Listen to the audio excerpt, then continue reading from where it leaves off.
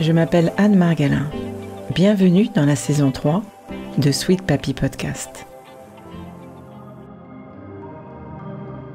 Partir ailleurs.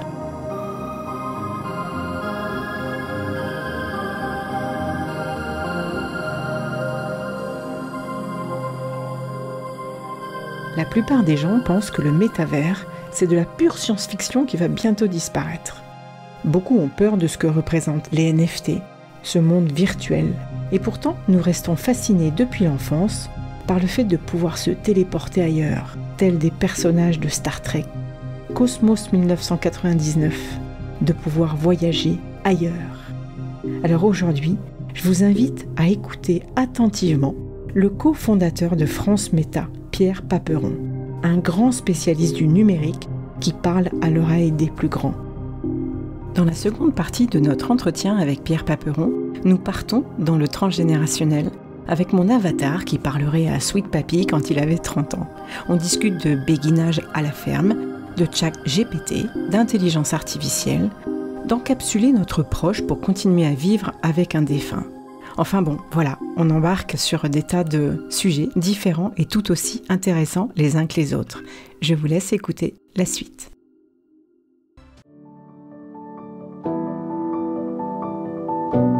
Quand les bras qui vous ont si longtemps réconfortés se fragilisent, quand vous souhaitez prendre soin avec douceur de ceux qui vous ont donné la vie, vous réalisez que c'est un monde inconnu qui s'ouvre devant vous. Vous êtes proche aidant. La vocation de Sweet Papy Podcast est de vous aider à garder ces moments agréables et mémorables pour maintenir votre équilibre de vie et une relation pleine d'amour avec eux. Avec nos invités, nous vous parlons de toutes les ressources positives, les solutions alternatives et les approches humanistes actuelles. Et nous avons à cœur de vous les transmettre pour vous soutenir et vous aider dès à présent.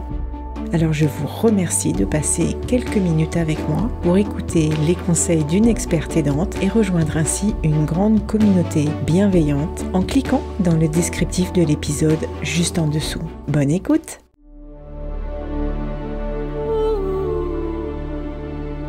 Pour les enregistrements, pour les opéras, pour les salles de spectacle avec les orchestres. Imaginez la possibilité, après tout, je ne sais pas, si vous êtes un fan de hautbois ou de violon, en fonction des instruments à vent ou à cordes, en fait, et autres, avoir une possibilité comme ça, non pas d'avoir un point de vue externe qui massifie un peu ça, mais d'aller faire une écoute un peu plus particulière, comme ça, de chacun des instruments, pour ensuite prendre du recul et avoir cette synthèse, en fait, qui est celle perçue par le chef d'orchestre, avec tous les sentiments, avec le rythme, avec les trucs. Enfin bon, voilà, il y a une manière de vivre de manière un peu intense et particulière, comme ça, vous voyez, qui est assez différente. Donc ça, c'est l'étape où l'on est, je dirais, vers laquelle on va aller. D'ailleurs, c'est multiple et avec des enregistrements sonores, parce que ce qu'entend le violoniste est complètement différent de ce qu'on entend dans la salle. Imaginez la perspective, la réverbération, enfin comme ça qu'il peut y avoir et l'environnement qu'il a. Donc ça, c'est bon, voilà, enfin, c'est une expérience. Imaginez la nature profonde de l'expérience que ça peut donner. Et quand on réfléchit sur la pièce de théâtre, par exemple, avec un Pierre Richard ou toute autre personne, tout autre artiste, il sera possible, ça c'est toute l'évolution qui est apportée par les ChatGPT en fait et autres, de donner en fait la parole directement. Donc vous parliez tout à l'heure de venir avec un avatar, mais on peut très bien se retrouver en étant un avatar nous-mêmes, avoir un avatar de la personne que l'on aime bien, qui va avoir une capacité conversationnelle, donc on va pouvoir discuter avec lui. Donc ça aussi c'est une voie qui est à explorer et qui va permettre de travailler ces éléments-là. L'application pour des personnes âgées, c'est de dire à un moment ça a été fait aux États-Unis où des personnes qui avaient, je crois, une 60aine d'années, a pu discuter en fait avec elle-même, son avatar de quand elle avait une 30aine d'années.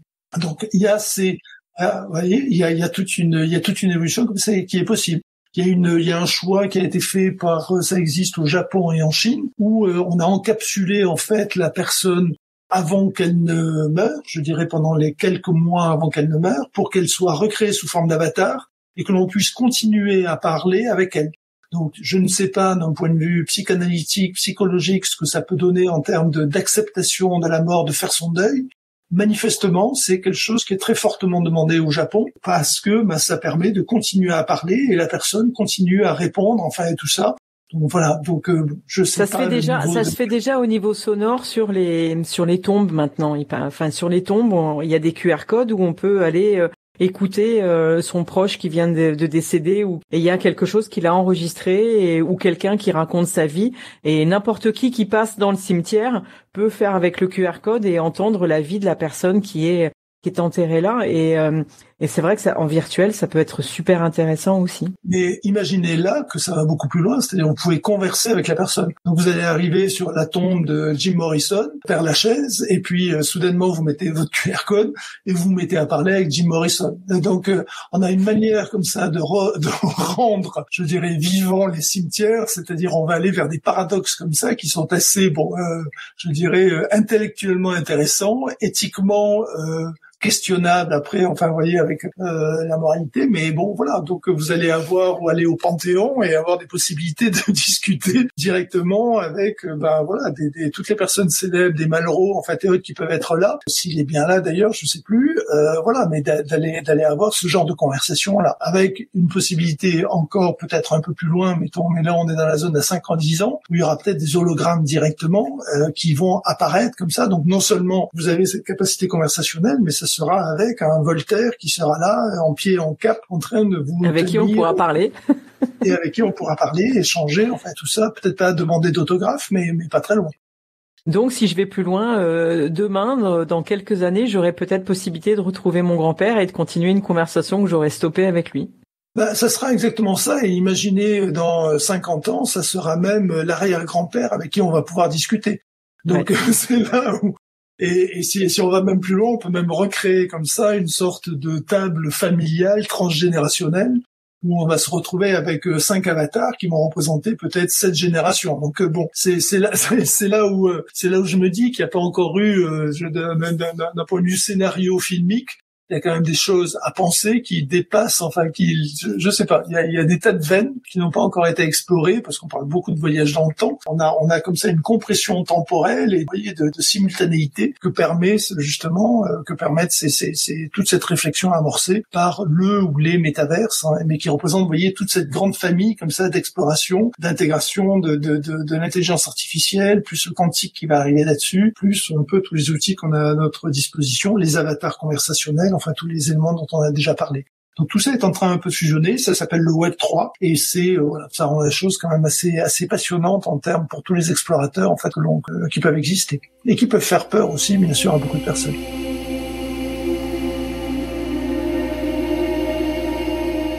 Je voulais revenir sur l'expérience que vous avez faite avec votre maman. Quand vous en aviez parlé, vous aviez parlé de l'impact neurologique. Qu'est-ce que ça vous a fait, vous, comme effet par rapport à ces sensations à elle? Ça a été, ça a été un peu du Back to the Future pour elle. C'est-à-dire, elle était perturbée, émerveillée. Il y a eu en effet des larmes, et tout ça, parce que elle a une maladie neurologique dégénérescente. Donc, elle est maintenant dans un fauteuil depuis à peu près des difficultés pour marcher depuis à peu près une vingtaine d'années, et dans un fauteuil depuis 4 ou 5 ans. Donc là, soudainement, elle s'est retrouvée elle a été passionnée de voyage, elle a fait beaucoup de plongées, elle a visité peut-être une 50aine de pays dans le monde. Donc tous les ans, elle partait en voyage, de groupe ou seule, ou donc ça a été une vraie passionnée. Et là, soudainement, je lui ai redonné cette possibilité de se téléporter dans des univers qu'elle ne connaissait pas, qu'elle connaissait. Je l'ai amenée, je l'ai refaite plonger à 30 mètres sous l'eau. Donc imaginez, elle ne pensait jamais, ça fait 30 ans qu'elle n'a pas fait de plongée, et soudainement elle s'est retrouvée à 30 mètres en train d'être entourée de Raymanta et autres. Et j'ai poussé l'expérience un tout petit peu plus loin parce que elle a toujours été un peu admirative par rapport à, je m'intéresse à beaucoup de choses dont l'astronomie, et à un moment je lui dis écoute, on va aller visiter la galaxie d'Andromède. La galaxie d'Andromède, elle a 2,7 millions d'années-lumière, donc personne ne l'a jamais visitée, mais il se trouve qu'il y a un métavers, il y a une représentation réelle de virtuelle qui a été faite, et on peut la traverser. On est à 1000 alors ça ne dira peut-être pas grand chose à vos auditeurs, aux personnes qui vont écouter le podcast, mais on est à une vitesse de 1000 années-lumière par seconde. Donc c'est un truc qui ne signifie rien, mais qui en même temps exprime une possibilité pour, en l'espace de 3 minutes, de traverser la galaxie d'Andromède. Donc non seulement elle est 2,7 millions, mais vous voyez, ce côté virtuel vous permet de prendre conscience comme ça de la traversée et de la taille. Et la galaxie d'Andromède, il se trouve qu'elle ressemble quand même assez fortement, un peu plus jeune que la Voie lactée, donc notre galaxie, et c'est intéressant. En fait, voilà. Donc, vous voyez le genre de choc que vous pouvez instaurer comme ça pour une personne qui est un tout petit peu coincée sur son fauteuil et qui est en train de se dire mais je sers à rien, de trucs, de machin. Là, vous êtes en train de lui redonner une dynamique en fait qui est d'exploration de le monde qu'elle n'a pas encore connu et de lui dire voilà, maintenant il y a des outils à disposition pour aller continuer à explorer le monde, la forêt amazonienne, le Machu Picchu, aller se retrouver en l'air. Je l'ai faite sauter en parachute, chose qu'elle n'avait encore jamais fait. Voilà, elle s'est retrouvée en train de faire un saut en parachute. Elle ne savait pas ce qu'était le wingsuit, donc je lui ai fait faire du wingsuit, c'est d'arriver à se transformer un peu comme une chauve-souris, à sauter comme ça et à se laisser porter à une vitesse au lieu de tomber simplement, de se mettre à voler, à planer, donc de descendre, voilà. Donc là, elle était cramponnée un peu au siège, bien sûr, initialement. Elle a jamais trop fait ça dans sa vie, donc le réflexe naturel. Alors, le point qui m'a semblé important aussi, c'est qu'au bout de 10 minutes, 15 minutes, j'avais un peu peur qu'elle soit désorientée. Pas du tout. Ça a été, je l'ai enlevé le masque, tout allait bien. Elle me dit non, on continue. Et ça a été, je sais pas, la première fois, ça a duré 3 heures, le lendemain 2 heures. Enfin, il y a eu une sorte d'addiction, pas du tout de trouble. Enfin, on était plus limité par la durée de fonctionnement, la capacité de batterie qui doit être d'à peu près 1 heure, 1 heure et demie sur le Quest 2 là que je lui avais offert. Enfin, il y a eu du non-stop comme ça et 3 fois, et à chaque fois elle en redemandait. Alors ça y est, c'est rechargé, on y retourne. Donc voilà, c'est vraiment sans fin parce que le réservoir là de réalité virtuelle est assez énorme. Alors il n'y a pas que des métavers, c'est pas que des environnements. On peut y aller, mais ça participe de la grande famille de l'immersif, je dirais, dans lequel on peut plonger la personne. Et vous parliez du faire ensemble, c'est-à-dire de sortir de fait qu'ils sont quand même assez souvent isolés, clairement, et que du coup il y a le retour qu'ils peuvent vous faire, les discussions, même si ils ont une maladie neurodégénérative, ils peuvent faire un retour au niveau du visage, au niveau des mains, enfin sur d'autres expressions, pour dire qu'ils sont heureux d'avoir vu ou pas heureux, parce qu'ils peuvent aussi avoir des réflexions différentes. Oui. Comment dire, il y a toute une adaptation qui est possible d'exploration. Par exemple, elle n'a jamais fait, elle a beaucoup de mal en kiné, à faire de la kiné comme ça, à peu près 10 minutes, normalement d'en faire 10-15 minutes tous les jours. Elle a beaucoup de mal à faire ça parce que il y a de la douleur en fait et autres. Et là, j'étais avec son aide-soignant. Je l'ai mis sur une application qui permet de faire du cyclisme. Juste en bougeant les bras. Donc il y a une mesure comme ça de la vitesse qui est faite. Et ce qui s'est passé qui était assez incroyable, c'est que elle en a fait pendant une demi-heure, 3/4 d'heure. Il a fallu vraiment la freiner. Elle était en transpiration, en sueur. Ça devenait complètement fou. Et l'aide-soignant était en train de dire mais ça lui est pas arrivé depuis 3 ans qu'elle l'accompagne. Ça lui a jamais vu en train de bouger, de remuer les bras dans tous les sens, de vouloir rattraper le coche, après de le doubler, de trucs. Enfin bon. Elle a toujours eu un esprit de compétition assez développé, et en fait là... et là, c'est revenu, c'est remonté, du coup... Oui, c'est ça, de monter en charge, de vraiment se dépasser, de trucs, et elle était, elle est toujours un peu frileuse, donc elle est 3-4 couches, mais là, elle était rouge, enfin, en train de transpirer comme c'était pas permis. Et vous, ça vous a fait plaisir ? Et moi, oui, ça m'a fait plaisir parce que c'était la manière de lui, je dirais, c'était presque lui offrir un voyage. J'ai 7 enfants, j'ai toujours rêvé de l'emmener en voyage, mais bon, vu les difficultés qu'elle a pour se déplacer, c'est compliqué. Et là, ça a été de quasiment lui offrir un voyage. Une immersion, des immersions. Ah ben c'est génial. Vous m'avez raconté tout ce que je voulais savoir, presque. Ben la dernière chose, c'est que vous m'avez pas vraiment parlé de vous, qui vous êtes et ce que vous faites aujourd'hui. J'ai entendu la ferme, j'ai entendu papa, j'ai entendu. Je sais que vous êtes professeur. Pas rapidement, mais en quelques mots, est-ce que vous pouvez me dire qui vous êtes ? En quelques mots, comment dire, ce sont beaucoup de choses. J'ai l'habitude de dire que je fais du 3-8, donc il y a du 8 heures pour vivre, dormir. Oui, donc j'ai l'habitude de dire que je fais du 3-8, donc il y a 8 heures pour dormir, faire du sport, manger, enfin et autres. Et puis il y a 8 heures dans le digital, donc c'est un peu le Web 3 et tout ce dont on vient de parler. Il y a 8 heures d'activité pour la ferme. J'ai acheté une ferme là qui fait 23 hectares que je suis en train de remettre en exploitation avec des morilles, du bambou, avec de l'installation de multiples sources d'énergie. Je crois vraiment à ce qu'on appelle l'énergie multimodale, donc de mélanger du photovoltaïque avec du solaire thermique, avec de l'éolien, avec de la méthanisation et de la fabrication d'hydrogène. Donc voilà, donc je suis en train de travailler un peu, d'explorer ces différentes dimensions. Donc en effet, je donne des cours parce que il y a un côté transmission là qui me plaît sur un peu tous ces sujets-là, que ce soit la blockchain, que ce soit le quantique, ordinateur quantique enfin ou autre, ou les métaverses là maintenant. Et puis il y a d'autres parties que j'accompagne, c'est la recherche d'or à Madagascar. Voilà, j'ai trouvé une mine là-bas, et donc là il y a des possibilités philanthropiques de donner, de sortir du niveau de pauvreté quelques milliers, même centaines de milliers de malgaches. Donc voilà, donc je compose un peu ces différents éléments-là, les uns avec les autres, en étant assez passionné par ces sujets-là. C'est extraordinaire. En tout cas, je vous remercie 1000 fois pour ce témoignage. Ça répond complètement aux questions que je me pose et j'espère que les auditeurs comprendront bien. Et puis pour ceux qui comprendront pas, vous me donnerez tous vos liens et puis ils iront découvrir aussi votre univers, que ça soit votre univers dans le métavers ou l'univers que vous avez au niveau de la ferme. C'est toujours passionnant aussi d'avoir différents espaces et vraiment je suis admirative de vous. J'espère qu'on restera en contact après cette interview. Écoutez, bien volontiers. Et puis je vous raconterai la suite parce que l'idée initiale, très compliquée à mettre en œuvre d'un point de vue administratif, c'était de dire que il y a une opportunité d'avoir des maisons de retraite dans les fermes.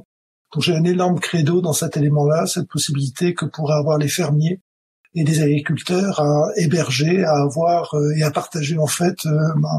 Ils ont besoin ils ont besoin de ressources financières et que avec une petite retraite, il serait possible comme ça de vivre dans une ferme, d'accompagner, d'avoir des activités un peu quotidiennes. En habitat partagé aussi, hein. Puis d'avoir les 3-4 personnes comme ça, 3-4 retraités qui pourraient s'entraider les uns avec les autres. Enfin, vous voyez, oui, ça existe. Je pense que ça existe déjà, mais c'est un peu en mode d'expérimentation.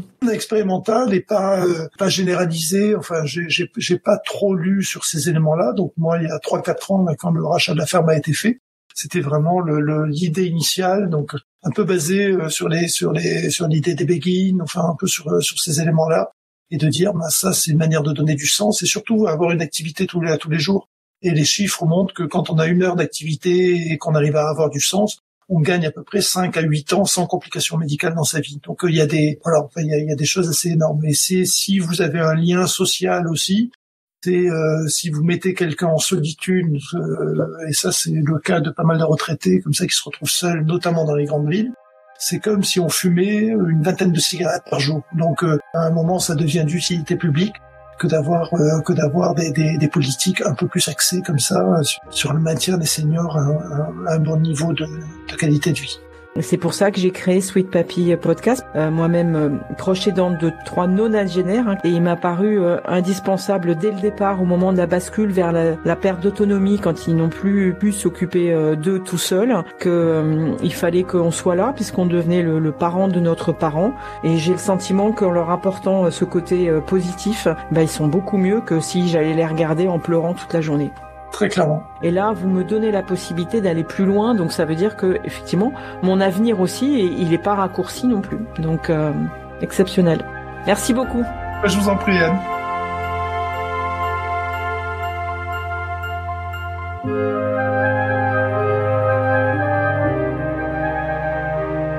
Avant de nous quitter, je voudrais d'abord remercier chaleureusement Pierre Paperon. Et puis savoir si vous seriez ouvert à discuter des thèmes que nous avons abordés ensemble pendant ces 2 épisodes, car je n'imagine même pas que vous n'avez pas écouté le précédent. Et si oui, je vous donne rendez-vous sur mon répondeur. Ça s'appelle SpeakPipe, et pour me laisser votre témoignage, il y a le lien dans le descriptif de l'épisode. Merci, à bientôt.